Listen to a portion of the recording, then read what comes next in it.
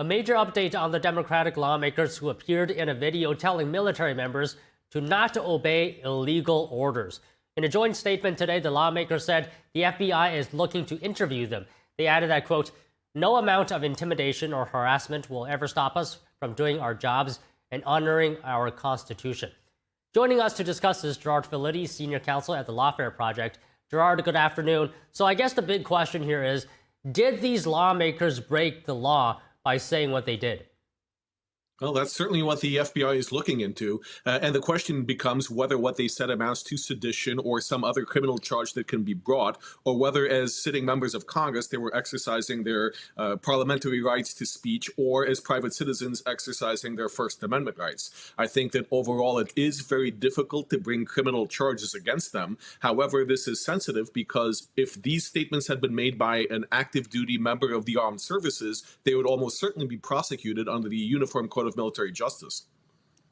So if you're saying it's difficult to bring charges, what questions could then be the FBI looking to ask during the interviews?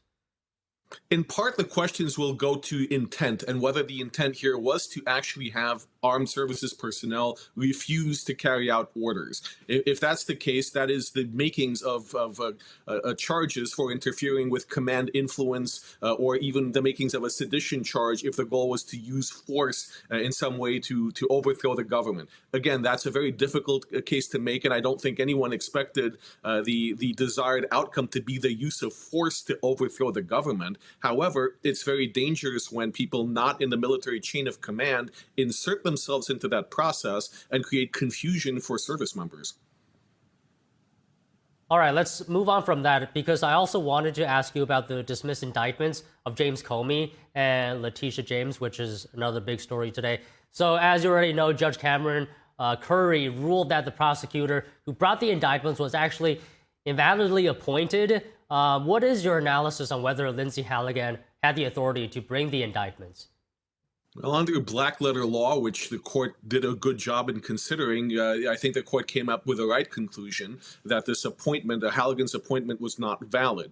The president is allowed to appoint on an interim basis for 120 days an acting U.S. attorney. And since the first appointment passed 120 days, there was another appointment made subsequent to that, and that's simply not what the law permits. In other words, Halligan was not appointed in accordance with the law, and because of that, any document she signed, any prosecution she undertook, the charging documents, for example, are invalid. So it's the right decision, but it's one on a technical and procedural basis and does not actually consider the merits of the case or whether any of this was politically motivated.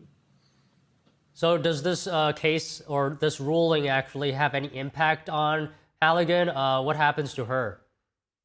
Well, the impact on Halligan is that she really shouldn't be signing any more indictments. The court is essentially calling out the fact that she does not have the authority. She is not the acting U.S. attorney in function because she was not properly appointed to this. So this calls into question who should be running the office of U.S. attorney in the Eastern District of Virginia. According to law, and what should happen is that a district court would appoint an interim acting attorney general for that, a U.S. attorney for that district until such time as the president gets Halligan confirmed by the Senate. So both were dismissed without prejudice, but in Comey's case, has the statute of limitations passed? What are the prospects of refiling these cases for Letitia James and James Comey? The only way this case can be kept alive for Comey is if it is appealed by the government and the appeals court determines that Halligan was lawfully appointed, which reinstates the initial indictment. That is highly unlikely. If this is not appealed or the ruling stands, then the case against Comey is essentially dead. The statute of limitations has passed, and you cannot re-indict him after that statute. As for Letitia James, my understanding is that some of the claims still are within the statute of limitations, so a proper indictment could be filed again in her case, and a grand jury would need to consider it and rule and vote on an indictment. So Attorney General Pam Bondi said the Justice Department would immediately appeal the judge's ruling. I'm just wondering, what could the argument be then?